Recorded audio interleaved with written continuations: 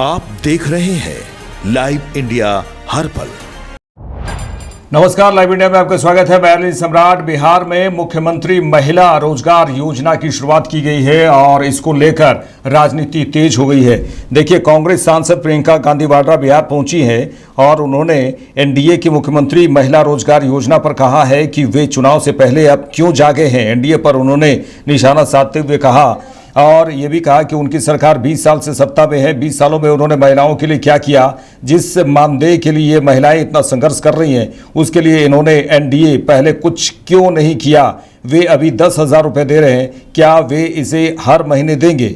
वे इसे किसे देंगे? सिर्फ इसलिए कि चुनाव आ रहे हैं इसलिए दे रहे हैं? वे एक योजना बनाते हैं और पैसे देते हैं। उन्होंने प्रियंका गांधी वाड्रा ने कहा कि इससे महिलाओं के वोट मिल जाएंगे क्या, लेकिन महिलाएं समझदार है, जिम्मेदार है, वे समझती हैं कि यह कैसी योजना है।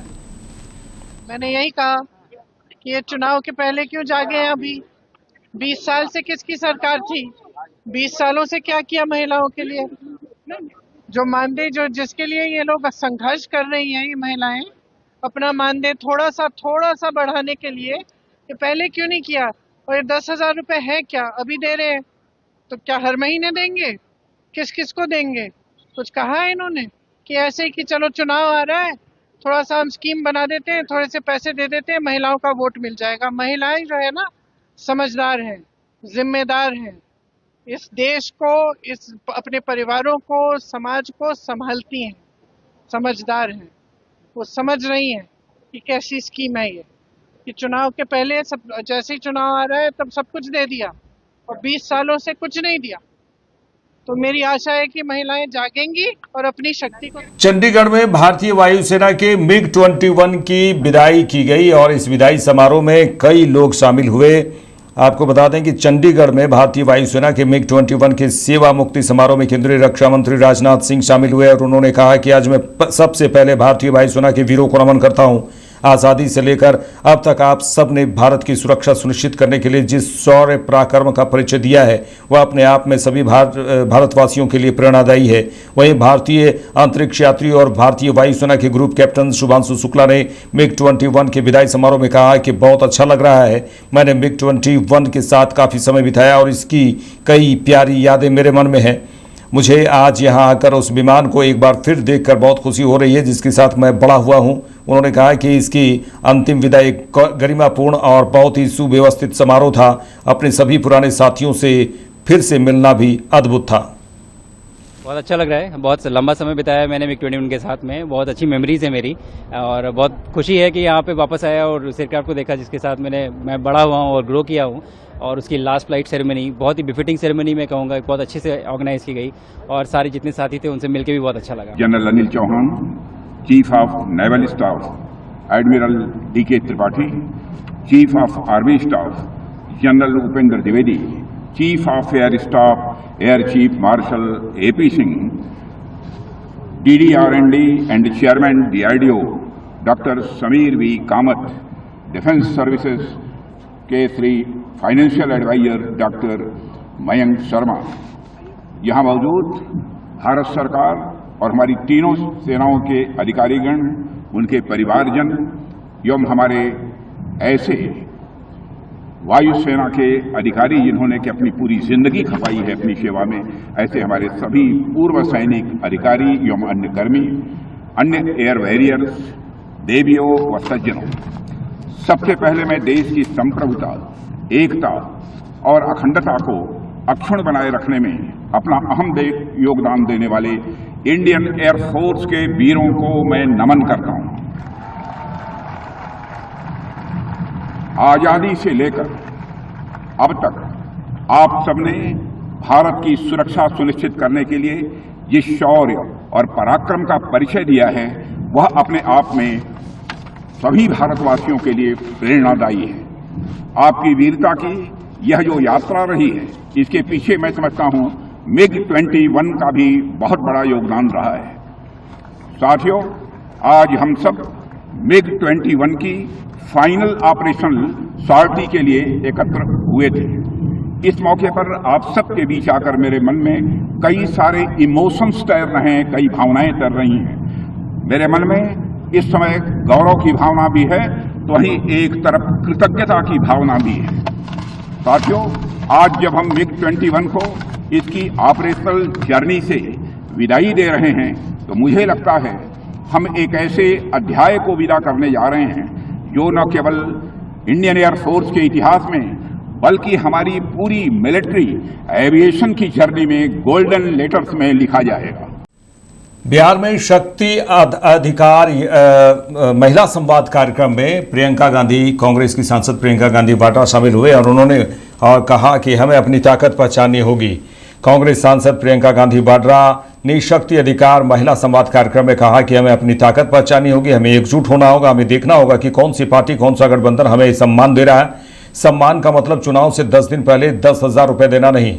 उन्होंने कहा कि हमें खरीदने की कोशिश है। आपको सम्मान तब मिलेगा जब आपको मासिक मानदेय मिलेगा, जब आप सशक्त होंगी, जब बेटियां सुरक्षित महसूस करेंगी। माफ कीजिएगा, बीजेपी सरकार आपको यह सम्मान कभी नहीं देगी, उन्होंने कहा। और हमारा गठबंधन आपके मानदेय को अच्छी तरह समझता है और हम इसे बढ़ाने के लिए काम करेंगे। और हमने तय किया है कि जैसे कांग्रेस सरकार ने राजस्थान में 25 लाख रुपए का स्वास्थ्य बीमा जारी किया था, हम इसे बिहार में भी लागू करेंगे। शक्ति क्या है, लेकिन हमें खुद पहचानना पड़ेगा कि हमारी शक्ति क्या है। हमें खुद एकजुट होना पड़ेगा। हमें खुद देखना पड़ेगा कि कौन सी पार्टी, कौन सा गठबंधन हमें सम्मान दे रहा है। और सम्मान का मतलब ये नहीं है कि चुनाव के 10 दिन पहले 10,000 रुपए पकड़ा दिए, हमें खरीदने की कोशिश है। ये हमारा सम्मान नहीं है। हमारा सम्मान तब होगा जब आपको मानदेय, हर महीने का मानदेय सही मिलेगा। सम्मान तब होगा जब आपको पैरों पे खड़े होने के लिए पूरी तरह से सरकार आपका समर्थन करेगी। आपका सम्मान तब होगा जब आपकी बेटियां पढ़ने जाएंगी और अपने आप को सुरक्षित समझेंगी। और मैं आपको सीधा सीधा बता देती हूं कि भाजपा की सरकार, नीतीश जी की सरकार आपको कभी इस तरह का सम्मान नहीं देंगे। 20 सालों से इनकी सरकार चल रही है। आप आवाज उठाती हैं तो क्या होता है? यहां मंच पे कहा, आप आवाज उठाती हैं तो आपका मुंह बंद किया जाता है। पुलिस आ जाती है आपको पीटने, आपको गिरफ्तार करने के लिए। क्यों? अपराध कर रही हैं आप। अपराधियों को तो गिरफ्तार नहीं किया जा रहा है, लेकिन आप आवाज उठा रही हैं, आप अपना हक मांग रही हैं। आप कह रही हैं कि मैं 8 से 10 घंटे काम करती हूं, मुझे ये 1,000-1,500 रुपए का मानदेय, ये 3,000 रुपए का मानदेय स्वीकार नहीं है। मुझे सम्मानजनक मानदेय दो। तो आपको पीटा जाता है, आपको पकड़ के थाने ले जाया जाता है। ऐसी सरकार कभी आपका सम्मान नहीं कर पाएगी। हमारे गठबंधन ने तय किया है कि जो जरूरतमंद महिलाएं हैं उनको 2,500 रुपए हर महीने मिलेगा। आपके मानदेय की बात हम सब अच्छी तरह से समझ रहे हैं और आपके मानदेय को बढ़ाने के लिए, आपके सम्मान के लिए हम सब काम करेंगे। आपने यहां मंच पे कई महिलाओं ने अपने बच्चों की स्वास्थ्य की बात की। हमने तय किया है कि जिस तरह से कांग्रेस की सरकार ने राजस्थान में 25 लाख का स्वास्थ्य बीमा जारी किया था, उस तरह से बिहार में हम उसे लागू करेंगे। इसका मतलब है कि 25 लाख रुपए तक कोई भी स्वास्थ्य सुविधा, चाहे वो सर्जरी हो, दवा हो, कुछ भी हो, वो आपको मुफ्त में मिलेगी। ये आपके समर्थन के लिए है, ये इसलिए है ताकि आपको अपने बच्चों के लिए, अपने स्वास्थ्य के लिए, अपने परिजनों के स्वास्थ्य के लिए संघर्ष नहीं करना। टीएमसी नेता अभिषेक बनर्जी ने सीधे सीधे केंद्र सरकार पर बड़ा आरोप लगाया है। उन्होंने कहा है कि बंगाल का 2 लाख करोड़ केंद्र ने क्यों रोका। टीएमसी नेता अभिषेक बनर्जी ने कहा कि आप उनसे पूछिए कि बंगाल का जो 2 लाख करोड़ रोक कर रखे हुए हैं वो पैसा आप कब छोड़ेंगे और किस आधार और नियम पर रोक रखे हैं। अगर गृह मंत्री अमित शाह कहते हैं कि टीएमसी की तरफ से झूठ बोला जा रहा है तो आप मुझे बताइए, मैं पूरे दस्तावेज लेकर आऊंगा। और उन्होंने कहा कि 2 लाख करोड़ आप किस हक पर रोक रखे हैं। आप सोनार बांग्ला बनाने की बात करते हैं। 2 दिन पहले बिहार में सड़क धंस गई तो क्या सोनार बिहार बन गया? गुजरात और महाराष्ट्र में रोज ब्रिज टूट रहे हैं तो क्या सोनार गुजरात और महाराष्ट्र बन गया? सोने का उत्तर प्रदेश बन गया क्या? कि ये पैसा जो आप बंगाल से लेकर जा रहे हैं ये कहीं ना कहीं उत्तर प्रदेश, गुजरात, महाराष्ट्र, मध्य प्रदेश में लगा रहे हैं। 2 दिन पहले बंगाल में बारिश हुआ तो मीडिया में दिखाया गया कि बंगाल का हाल देखो। हर चीज़ में आपको राजनीति करना है तो आप बंगाल का विल पावर भी देखिए। 48 घंटे में आप सब यहीं से चलकर जा रहे हैं। ये यही दिखाता है कि सरकार की अगर मानसिकता हो काम करने की तो असंभव को भी संभव किया जा सकता है, और यही हमारी सरकार ने करके दिखाया। अच्छी बात है, लेकिन उनसे पहले पूछिए कि जो 2 लाख करोड़ आप बंगाल का पैसा रोक के रखे हैं वो पैसा आप कब छोड़ेंगे और किस आधार पे और किस नियम पे आप रोक के रखे। पत्रकार के नाते ही आपको पूछना चाहिए। भाई वो कुछ बोल रहे हैं तो आप मेरे से आके पूछ रहे हैं, मैं आपको जवाब दे रहा हूं। और अगर अमित शाह जी कहते हैं कि भाई तृणमूल के तरफ से झूठ बोला जा रहा है, आप चुन लीजिए कौन सा चैनल में आपको बैठना है, कितना बजे बैठना है। आप तो चैनल भी आपका है, पत्रकार भी आपका है, समय भी आप तय कर लीजिए, मुझे बता दीजिए, मैं आ जाऊंगा इंफॉर्मेशन लेके, डॉक्यूमेंट लेके। 2 लाख करोड़ आप किस हक पे और किस आधार पे आप रोक के रखे हैं। आप सोनार बांग्ला बनाने का बात कर रहे हैं, आप पूछे क्यों नहीं। भाई 2 दिन पहले बिहार में सड़क धंस गया, सोनार बिहार बना क्या, आप पूछे।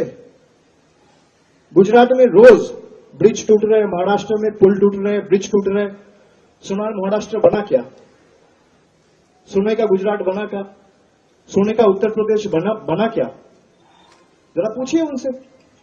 ये जो पैसा आप बंगाल से लेके जा रहे हैं ये कहीं ना कहीं आप उत्तर प्रदेश में लगा रहे हैं, बिहार में लगा रहे हैं, महाराष्ट्र में लगा रहे हैं, मध्य प्रदेश में लगा रहे हैं। तो सोने का मध्य प्रदेश बना या सोने का उत्तर प्रदेश बना या सोने का बिहार बना। एक ही चीज अगर बंगाल में होता, अभी 2 दिन पहले बारिश हुआ तो कुछ मीडिया के लोग दिखाने लग गए भाई बंगाल का हाल देखो। भाई 300 mm बारिश अगर 4 घंटे में होता है तो स्वाभाविक है थोड़ा दिक्कत सबको होगा। हर चीज में अगर राजनीति करना ही है तो आप बंगाल का विल पावर भी देखिए। 48 घंटे में आज आप यहीं से चल के आए हैं, कोई चल के आए, कोई गाड़ी में आए, कोई बस में आए, कोई ऑटो में आए। भाई पहुंचे कैसे यहाँ पे। अगर पूरा कलकत्ता में बारिश होगा तो अमित शाह घूम कैसे रहे। यही दिखाता है आप एक जगह से एक मंदिर से दूसरा मंदिर जा रहे हैं, आप एक मीटिंग से दूसरा मीटिंग कर रहे हैं, अब निकल कैसे पाए। 2 दिन पहले तो यहाँ पे आधा कमर तक पानी था। यही दिखाता है कि सरकार का अगर मानसिकता हो काम करने का तो इम्पॉसिबल को भी पॉसिबल किया जा सकता है। और यही हमारे सरकार ने करके दिखाया है कि आप जितना चाहो कोशिश करो, रोको, हम काम करके दिखाएंगे और हर चुनौती पे सफल खड़े उतरेंगे। बिहार में मुख्यमंत्री महिला रोजगार योजना को लेकर आरजेडी नेता तेजस्वी यादव ने बड़ा हमला बोला है। उन्होंने कहा कि एनडीए चुनाव के बाद वसूली की सारे जो पैसे दे रहे हैं वो सब कुछ वसूला जाएगा। बिहार विधानसभा में नेता प्रतिपक्ष और आरजेडी नेता तेजस्वी यादव ने मुख्यमंत्री महिला रोजगार योजना पर कहा कि बिहार के मुख्यमंत्री नकल करने में नंबर 1 है। हम बहुत दिनों से कह रहे हैं कि वे हमारी माई बहनी योजना की नकल करेंगे और अब वे नकल कर रहे हैं। यह दुर्भाग्यपूर्ण है कि इसमें केंद्र सरकार ने एक पैसा नहीं दिया, यह राज्य सरकार का पैसा है। वे बिहार की जनता को मूर्ख न समझें। दबाव में मुख्यमंत्री और एनडीए सरकार माई बहन मान योजना की नकल भले कर लें, लेकिन चुनाव के बाद ये जो पैसे दिए हैं वो उधारी के रूप में 10,000 रुपये वसूलेंगे। ये बिहार की जनता समझती है। नकल में नंबर 1 है। तो जो हम लोगों ने कहा माई बहन मान योजना का, कई दिनों से कह रहे थे देखो ये नकल करेंगे और ये नकल कर रहे हैं। और हमको तो दुर्भाग्य लगता है कि नरेंद्र मोदी जी एक पैसा बताओ केंद्र का अगर ये दिए हो तो ये राज्य सरकार का ही पैसा है। और ये 10,000 जो है इसके उपरांत जो है देने के बाद समीक्षा की जाएगी कि किसको देना है नहीं देना है। तो ये बिहार की जनता को बेवकूफ़ ना समझे नरेंद्र मोदी जी। इन्होंने एक पैसा केंद्र का इसमें नहीं दिया है और दबाव में मुख्यमंत्री और एनडीए सरकार को नकल करके माई बहन मान योजना का उस दबाव में एक ट्रांजैक्शन तो कर देंगे, 2 कर देंगे, चुनाव तक जितना हो सकता है पहले कर देंगे, लेकिन चुनाव के बाद ये जो दे रहे हैं 10,000 रुपये ये उधार रूप है, ये वसूलने का काम करेंगे। तो बिहार की जनता। कांग्रेस नेता अखिलेश प्रसाद सिंह ने सीधे सीधे नीतीश सरकार पर हमला बोला है, नीतीश पर सीधे सीधे हमला बोला है। उन्होंने कहा है कि सत्ता परिवर्तन लाजमी है, नीतीश कुमार को बीजेपी ने कठपुतली बनाकर रखा है। एक तरफ बीजेपी नीतीश कुमार का चेहरा आगे करके लड़ती है, लेकिन ये नहीं कह रही कि नीतीश कुमार फिर से मुख्यमंत्री बनेंगे। सिर्फ मैं ही नहीं, वीआईपी पार्टी, वामपंथी लोग सब कहते हैं कि तेजस्वी यादव के अलावा कोई चेहरा मुख्यमंत्री के लिए नहीं है। परिवर्तन तो लाजमी है। अब यहाँ तो सरकार कुछ है नहीं। नीतीश जी को भारतीय जनता पार्टी कठपुतली बना के रखी है और उनकी जो मना स्थिति है, मैं हमेशा कहता हूं कि अगर पहले वाले नीतीश कुमार रहते तो इस तरह कभी काम नहीं करते, छोड़ के कब का चले गए रहते। लेकिन अब मजबूरी है। एक तरफ भारतीय जनता पार्टी कहती है कि नीतीश जी का चेहरा आगे करके लड़ेंगे, लेकिन ये तो नहीं कहती है कि नीतीश जी फिर से मुख्यमंत्री बनेंगे।